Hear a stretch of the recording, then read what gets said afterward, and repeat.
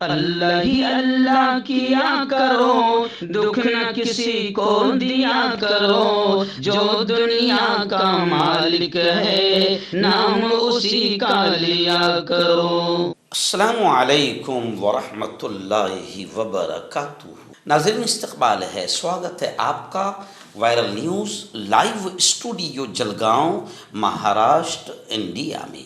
मैं आपका मेज़बान मुफ्ती मोहम्मद हारून नदवी। आइए प्यारे मुल्क भारत की बहुत ही ख़ास बड़ी 10 अहम ख़बरों पर नज़र डालते हैं। लेकिन सबसे पहले मैं अपील करूँगा कि जो साथी नए हैं और अभी तक इस बेबाक सच्चे चैनल से जुड़े नहीं हैं, अगर आप चाहते हो कि आपको मुल्क भारत की और पूरी दुनिया की सही और सच्ची खबरें देखने और सुनने को मिले, तो फिर आप इस चैनल से जुड़ जाइए। सब्सक्राइब कर लीजिए हमारे इस चैनल को, बेल आइकॉन घंटी के बटन को भी दबा दीजिए ताकि हमारी हर वीडियो, हर खबर आपको आपके मोबाइल पर मिल सके। और हाँ नाज़रीन, हम हर रोज़ एक अपील करते हैं कि प्लीज़, ये एक प्राइवेट चैनल है और चैनल चलाने के लिए पूरी एक टीम काम करती है, बड़ा रुपया पैसा खर्च होता है। अगर आप चाहते हो कि ऐसे चैनल जो जुल्म और जालिमों के ख़िलाफ़ बेबाक अंदाज में बोल रहे हैं, अगर आप चाहते हो कि ऐसे चैनल मजबूत हों, तो प्लीज़ आप चैनल की फाइनेंशियल हेल्प, माली ताउन, माली मदद ज़रूर कीजिए। स्क्रीन पर आप नज़र डालें, हमारे चैनल का बैंक अकाउंट नंबर भी दिया गया है। और अगर आप ऑनलाइन पैसा भेजकर मदद करना चाहते हैं तो गूगल पे, फ़ोन पे और पेटीएम तीनों का एक ही नंबर है, 9923223361। अल्लाह ने जो भी आपको ताकत दी है, उस एतबार से हर दिन या हफ्ते महीने में एक बार ही सही 100, 200, 500, 1000 जो भी आप चैनल की मदद कर सकते हैं मदद कीजिए, चैनल को मजबूत कीजिए, हमारा साथ दीजिए। नाज़रीन, पहली बड़ी खबर इस वक्त उत्तर प्रदेश से आ रही है। जी हाँ, गुज़िश्ता कल यानी जुमा की नमाज के बाद उत्तर प्रदेश के बरेली और मऊ में जुमा की नमाज के बाद आइला मोहम्मद सल्लल्लाहु अलैहि वसल्लम जुलूस में हंगामा हो गया। आप जानते हैं कि उत्तर प्रदेश के कानपुर में उत्तर प्रदेश की पुलिस ने जिस तरीके से आइला मोहम्मद के बैनर और साइन बोर्ड पर कार्रवाई की, मुकदमा दर्ज किए, उसके बाद पूरे मुल्क में आइला मोहम्मद ट्रेंड करने लगा, पूरी दुनिया में आइला मोहम्मद ट्रेंड करने लगा। और आलम इस्लाम के, हिंदुस्तान के मुसलमानों ने मोहम्मद मुस्तफ़ा सल्लल्लाहु अलैहि वसल्लम से अपनी मोहब्बत का इजहार करना शुरू कर दिया ताकि इस जालिम योगी आदित्यनाथ को और वक्त की हुकूमत को पता चले कि मुसलमान अपने नबी से कितना प्यार करता है। अगर तुम FIR दर्ज कर रहे हो आइला मोहम्मद लिखने और बोर्ड पर, तो फिर मुल्क का हर मुसलमान जेल में जाने को भी तैयार है और अपने ऊपर मुकदमात लेने को भी तैयार है।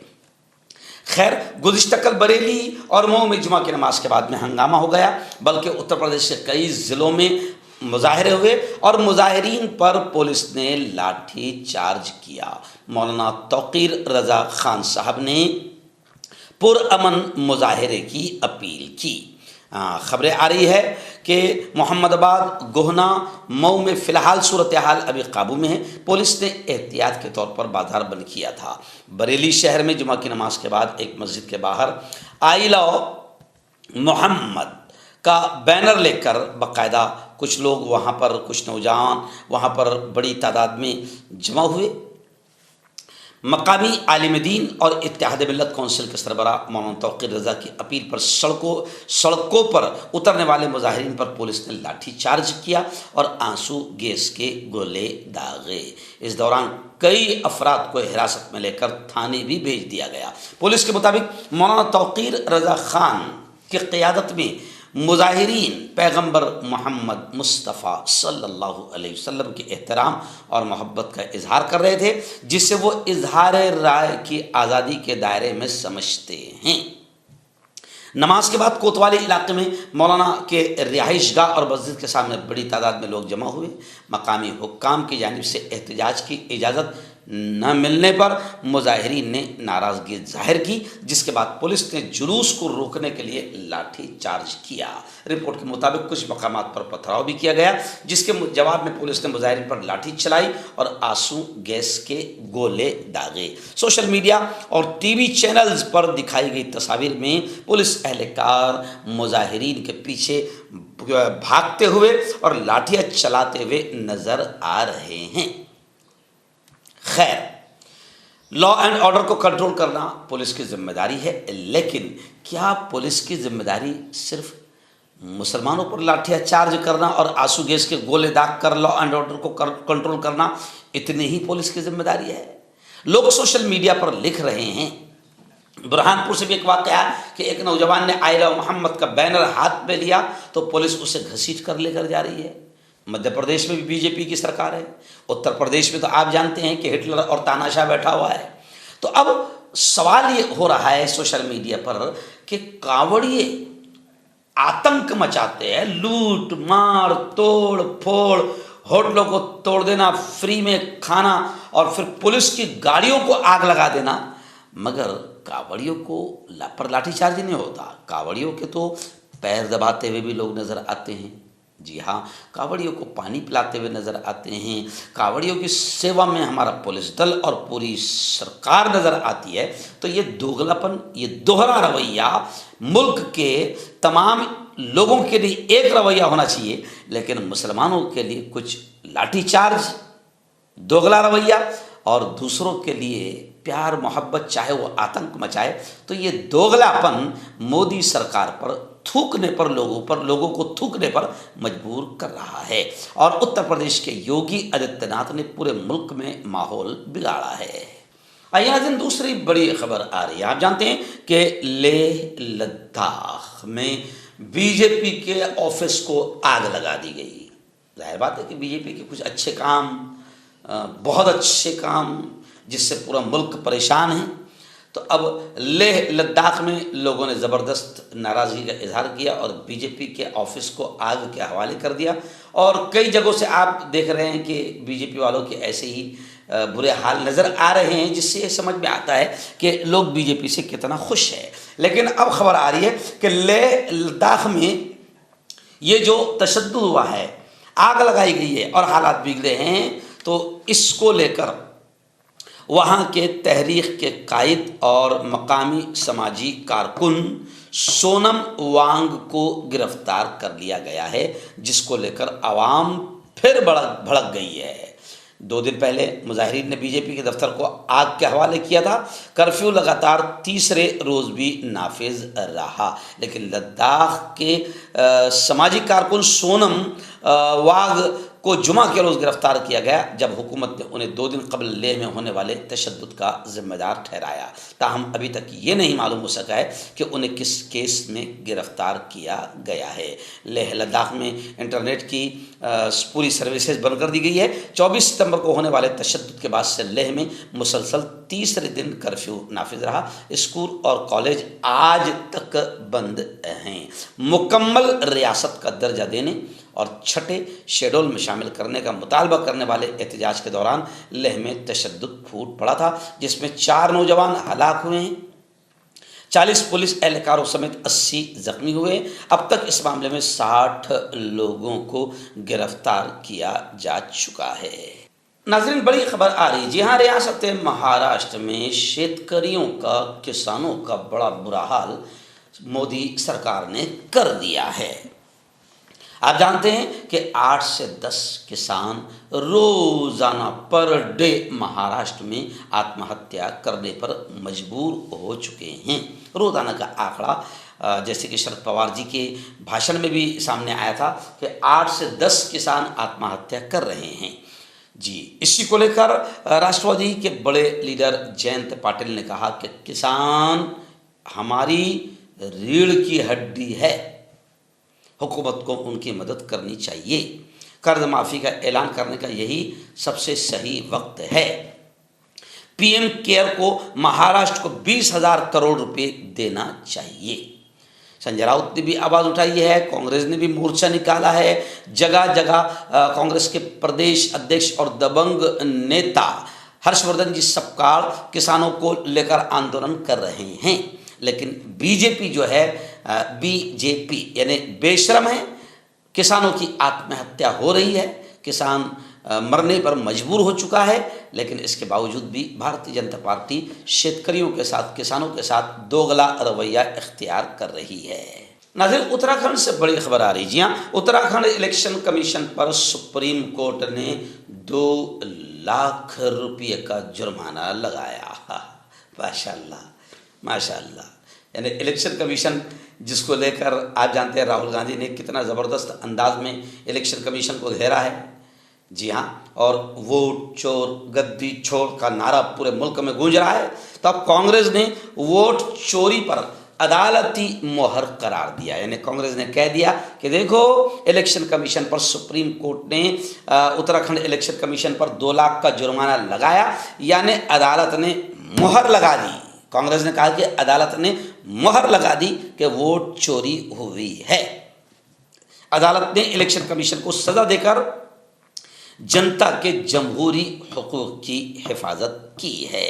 यानी अब महाराष्ट्र में भी इलेक्शन कमीशन की जांच पड़ताल होनी चाहिए, कर्नाटक में भी इलेक्शन कमीशन की जांच पड़ताल होनी चाहिए, क्योंकि राहुल गांधी बार बार कह रहे हैं कि वोट चोर है ये, और वोट चोरी करके ही सत्ता में आई है बीजेपी। नाज़रीन, बड़ी खबर आ रही है। जी हाँ, बाबरी मस्जिद को लेकर आप जानते हैं कि करीब पुरानी 500 साल बाबरी मस्जिद को किस तरीके से भगवा आतंकियों ने शहीद किया, लेकिन 32 साल तक बाबरी मस्जिद के इंसाफ के लिए जमीयत उलमा और मुल्क के मुसलमान लड़ते रहे।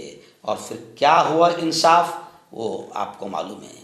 जब कोर्ट का फैसला आया तो मौलाना अरशद बद्री समेत तमाम मुसलमानों ने कहा कि कोर्ट ने फैसला सुनाया है, जजमेंट दिया है, इंसाफ ने किया है।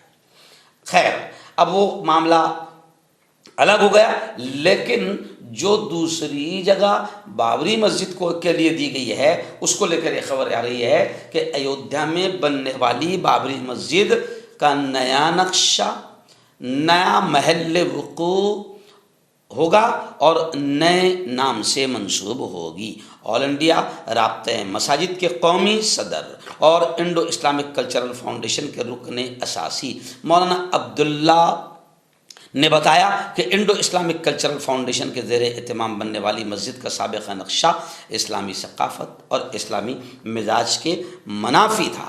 बहुत कोशिशों के बाद इसका नक्शा हिंदुस्तानी मिजाज व रिवायत का अमीन बन सका है।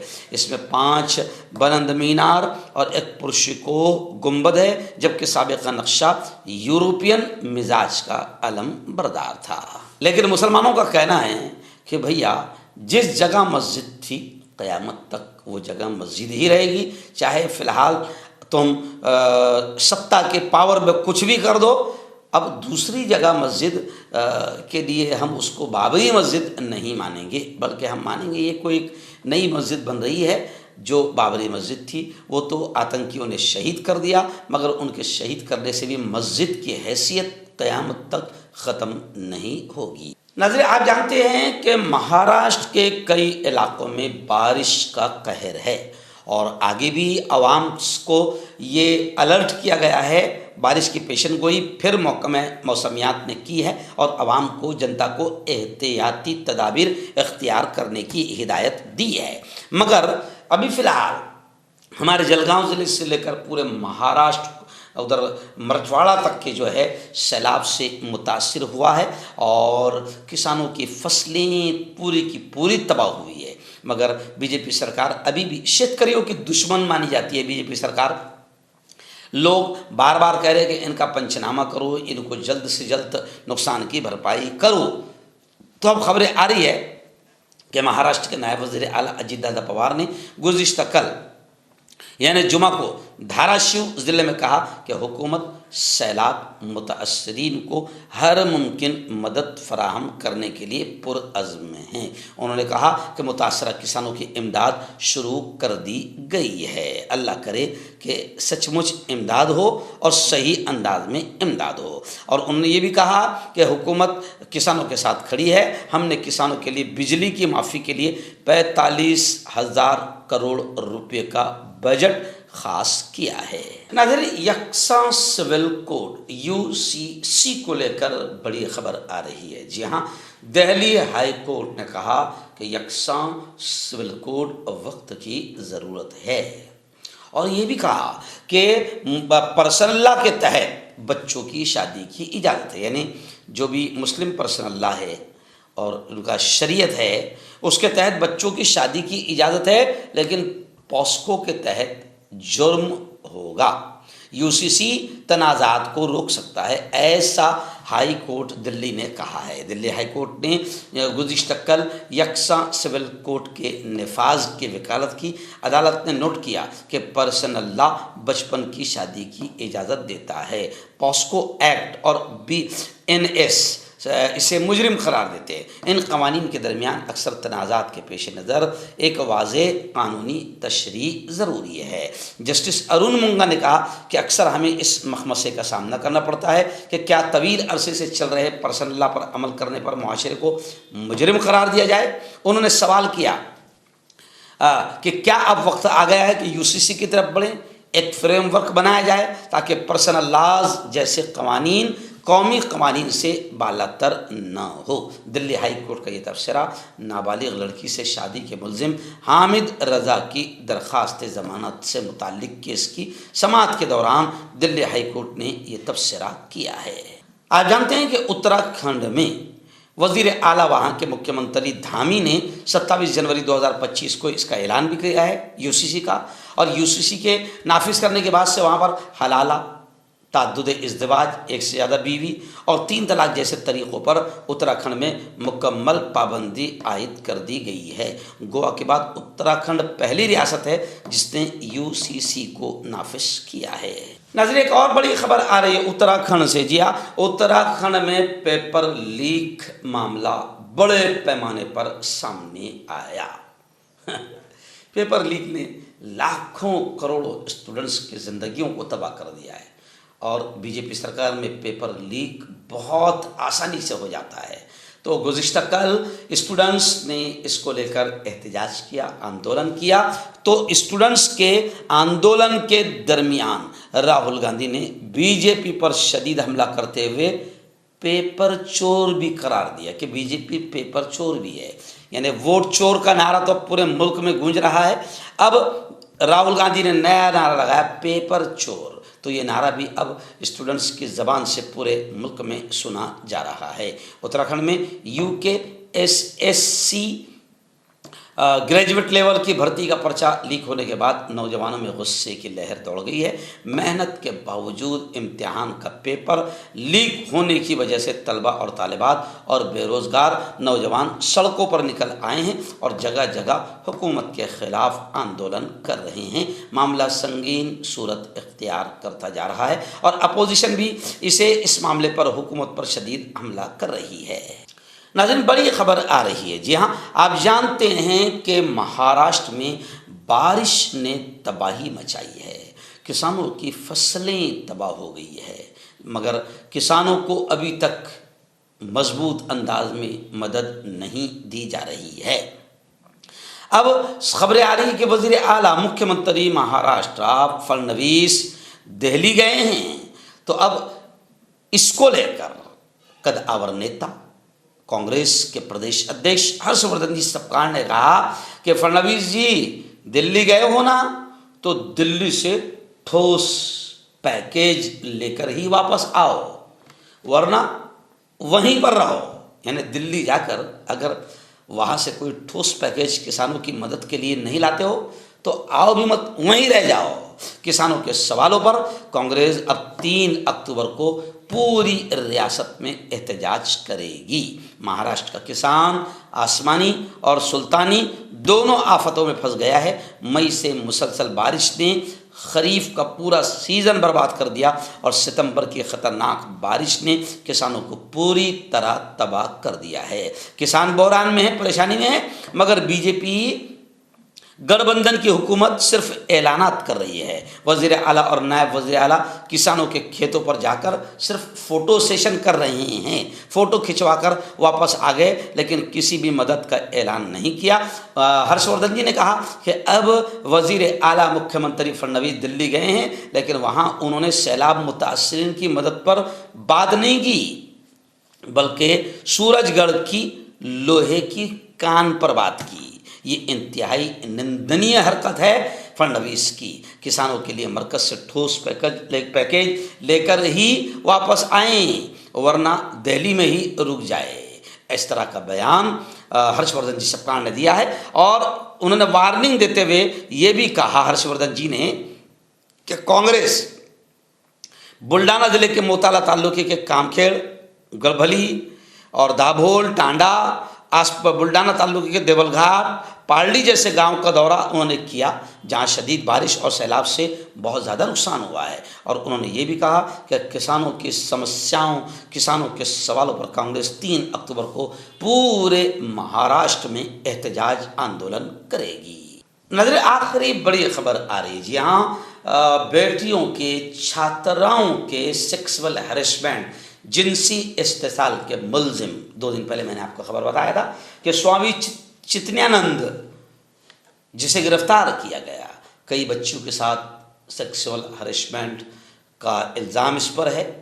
अब खबरें आ रही है कि उसने ज़मानत की अर्जी दी थी, मगर उसकी ज़मानत की अर्जी रद्द कर दी गई है। दिल्ली की एक अदालत ने सेक्सुअल हैरेसमेंट और करप्शन, माली करप्शन के संगीन इल्ज़ामात में स्वामी चित्यानंद सरस्वती उर्फ पारथ सारथी की पेशगी ज़मानत की अर्जी को रद्द कर दिया।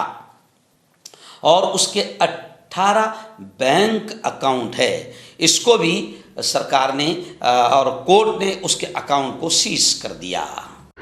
मर्दाना ताकत हासिल करें 72 घंटों के अंदर, वो भी जड़ी बूटियों द्वारा। हकीम याकूब खान से कांटेक्ट करें, जो कि 75 सालों से हिकमत कर रहे हैं। इसके अलावा जोड़ों में दर्द, गुर्दों में पथरी, शुगर, खुजली, ल्यूकेरिया का गारंटी से इलाज किया जाता है। अभी कांटेक्ट